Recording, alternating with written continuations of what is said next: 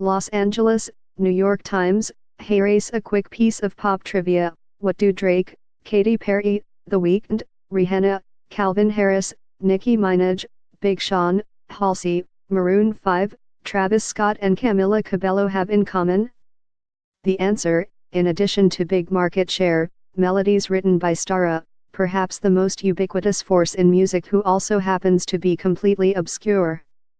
An A-list studio presence for just 2 years, Starrah, 27, has tallied more than 6 billion streams on Spotify and YouTube alone, to say nothing of her innumerable radio plays, bridging genres and genders as a songwriter on Fake Love by Drake, Needed Me by Rihanna and Havana, Cabello's breakout single, which peaked at No. 2 on the Billboard chart.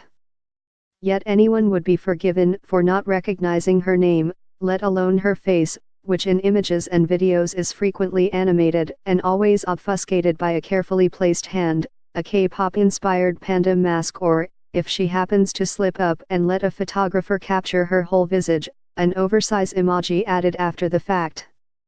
"I like my privacy," Starrah said with a believably shy grin at a recording studio in the San Fernando Valley earlier this month, at her first extensive interview.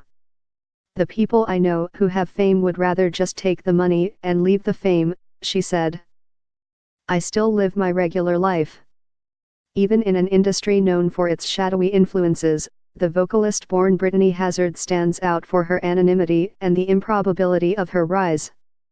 Raised in a tiny Delaware beach town, the youngest of 9 siblings, Starrah cut her path through urban radio, crafting indelible, rap-sung hooks for strivers like Kid Ink and Dej Be Real, Kevin Gates, Two Phones, and Travis Scott and Young Thug, Pick Up the Phone, before making the all-but unheard-of crossover to the overwhelmingly white echelons of Top 40. "She's brought urban music into pop," said producer Circuit, known for his work with The Weeknd and Miley Cyrus.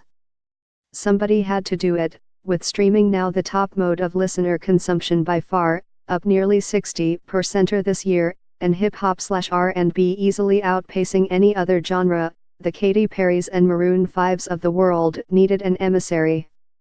I used to be told, she's too urban for these studio sessions," Nick Jarjour, Starrah's manager, said in an interview. But with the trends moving in one direction, cemented by No. 1 hits like Bad and Boy by Migos and Bodak Yellow, Money Moves, by Cardi B, the industry started to realize that she's not one-dimensional, Jarjour said. Starrah's sharp rise has also coincided with increased awareness from everyday fans of the sausage-making process. While liner notes were once the domain of obsessive record nerds, the internet has pulled back the curtain and democratized fame for stalwart behind-the-scenes creators. Songwriters have Instagram accounts, too, after all. Starrah recalled following the studio work of The Dream, Esther Dean, James Fauntleroy and Frank Ocean, then known as Lonnie Bro, on blogs as a teenager and coveting their credits more than the spotlight. As the allure of Svengali-type songwriters like Drive.